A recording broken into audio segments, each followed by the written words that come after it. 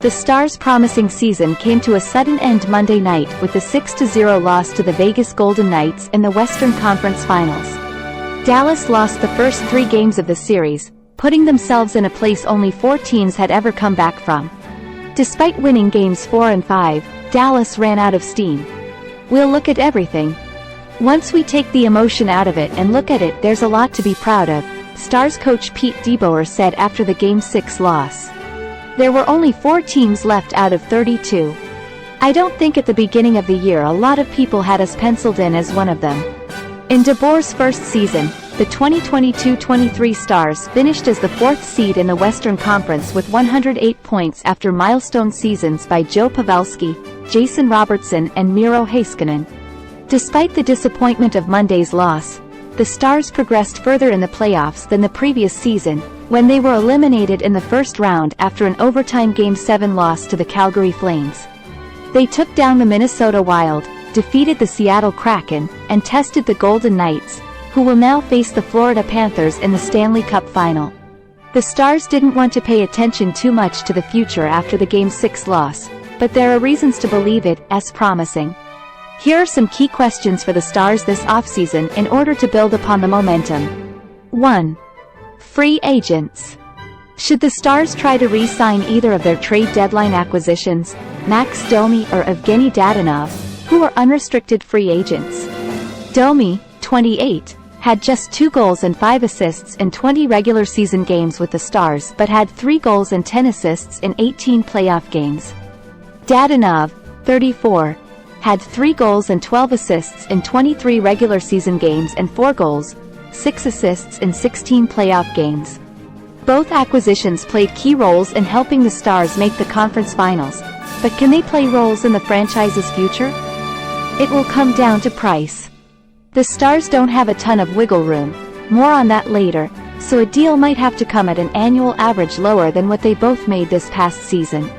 Domi had a $3 million cap hit, while Dadonov had a $5 million hit. Other notable unrestricted free agents for the Stars include Joel Kiviranta, Luke Glendening, Joel Hanley and Fredrik Olofsson, who played well in Games 4 and 5 for Dallas. Ty Dellandrea, the hero of Game 5, is a restricted free agent. The good news for the Stars: their core is more than solid, putting them in the position to play the market. Their homegrown foundation is a luxury, so even if they can't necessarily splurge on the free agent market, they could find some quality pieces to round out their lines. Here's a list of free agents, per Spatrack, so Stars can make their wish list. Just keep this in mind: money is tight, so don't start envisioning Patrick Kane in Dallas Stars green. 2. Salary cap. With an estimated $7.3 million in salary cap space to fill 7 roster spots, the Stars would benefit if a young player could earn a roster spot. Could this be 21-year-old center Mavrik Bourque, 20 goals, 27 assists at Texas? The Stars were tempted to start the Bourque era early after Jamie Benn was suspended for 2 games and Dadonov suffered a lower body injury in Game 3 that kept him out of the rest of the series. Dallas recalled Bourque and fellow Texas Stars forward Rhett Gardner, but ultimately decided to go with Olofsson. Depending on free agency, the Stars could be forced into using Bourque, the team's 2020 first-round pick, to start next season. It's pretty much the formula for the Stars at this point. Another cost-saving maneuver could be more time for Nils Lundqvist, who played in 60 regular season games this season, but didn't appear in the postseason. Dallas' 2 goalies, Jake Oettinger and Scott Wedgwood, are both under contract for next season. 3. Draft. The 2023 NHL Draft will be June 28 to 29 at Bridgestone Arena in Nashville. The Stars do not have a first-round pick after trading it to New York for Lundqvist. It should be a loaded draft, and Dallas has picks in only 2 of the first 4 rounds. Should they package some of their prospects to try to trade into the first round? That would make next month's draft a lot more fun, wouldn't it? It's also pretty unlikely, considering Dallas history. Dallas has traded up only once in the first round since Jim Nill took over.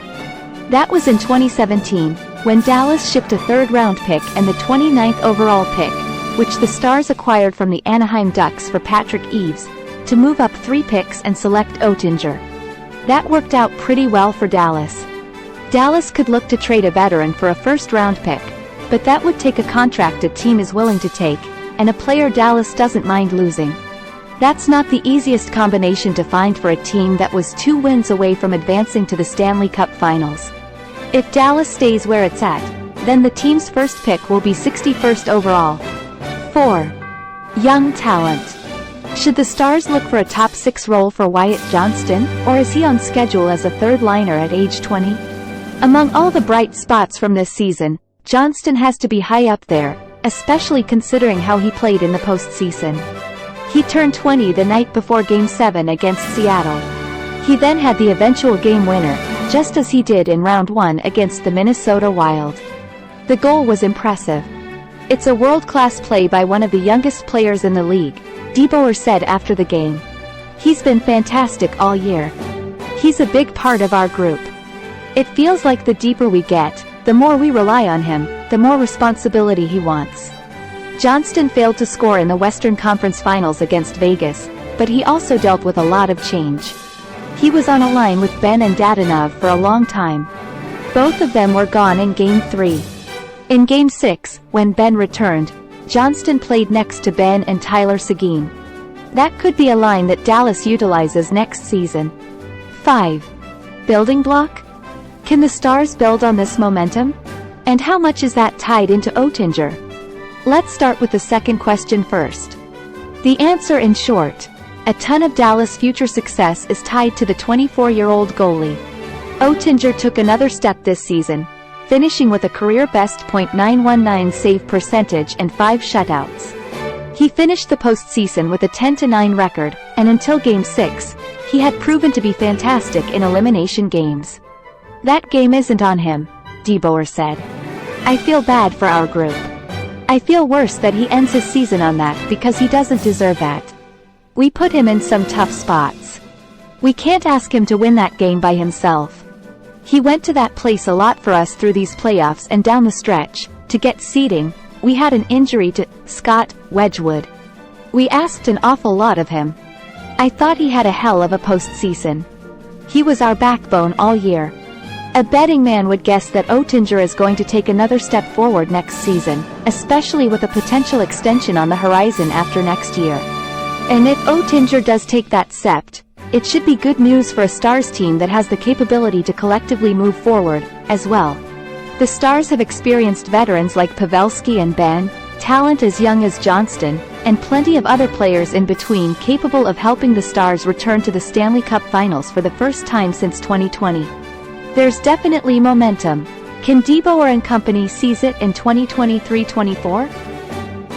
Thanks for watching.